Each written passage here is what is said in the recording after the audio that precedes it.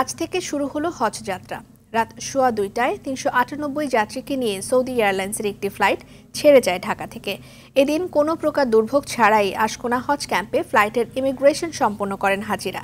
এ সময় হজ যাত্রার সার্বিক ব্যবস্থাপনা সহ নানা বিষয়ে সন্তুষ্টির কথা জানান তারা।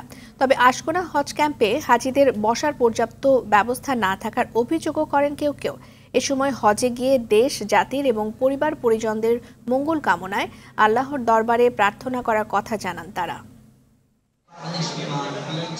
হজ পবিত্র একটা জিম্মাদারি, ফরজ হুকুম। হজ এজেন্সি যারা কাজ করতেছে সহিভাবে হইতেছে এবং ডিসিপ্লিন, নিয়ম নীতি সকল বিষয় সুন্দর হইতেছে ইনশাল্লাহ। আল্লাহ তাআলা হজের যারা মেহমান আছে ওনাদের যাওয়াকে সহজ করুক, হজকে কবুল করুক। সম্মানজনকভাবে আমাদেরকে যাবতীয় কার্যকলাপ হাজি ক্যাম্প থেকে আমরা পাইছি। আগে যে একটা পরিবেশ ছিল এটা থেকে এখন স্বাচ্ছন্দ্যবোধ এবং খুবই সুন্দর পরিবেশ। এবছর ব্যবস্থা সুন্দর, কোনো সমস্যা দেখলাম না। দর্শক, এবছরের হজের প্রথম ফ্লাইটের সবশেষ তথ্য জানাতে সৌদি আরবের জেদ্দার কিং আব্দুল আজিজ বিমানবন্দরের হজ টার্মিনাল থেকে সরাসরি যুক্ত হচ্ছেন আমাদের সহকর্মী হানিস সরকার উজ্জ্বল। হানিস, আমাদেরকে বলবেন যে কয়টা নাগাদ হজের প্রথম ফ্লাইট পৌঁছতে পারে বলে আপনি জেনেছেন, এবং সেই সাথে সৌদি আরবে বাংলাদেশ দূতাবাসের পক্ষ থেকে কি কি ব্যবস্থা নেওয়া হয়েছে এর মধ্যে? জি, ধন্যবাদ রেজওয়ানা বিনতে জলিল। আপনারা যা জানেন, আসলে আজকে কিছুক্ষণ পর স্থানীয় সময় সকাল 7টা বাজে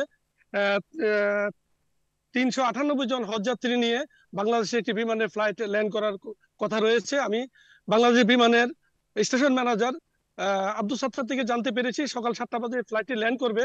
আর আপনি যদি জানতে চেয়েছেন, বাংলাদেশ দূতাবাসের পক্ষ থেকে বাংলাদেশ দূতাবাসের মাননীয় রাষ্ট্রদূত দেলোয়ার হোসেন উপস্থিত আছেন এবং কনসাল জেনারেল মাইনুল কবির উপস্থিত আছেন।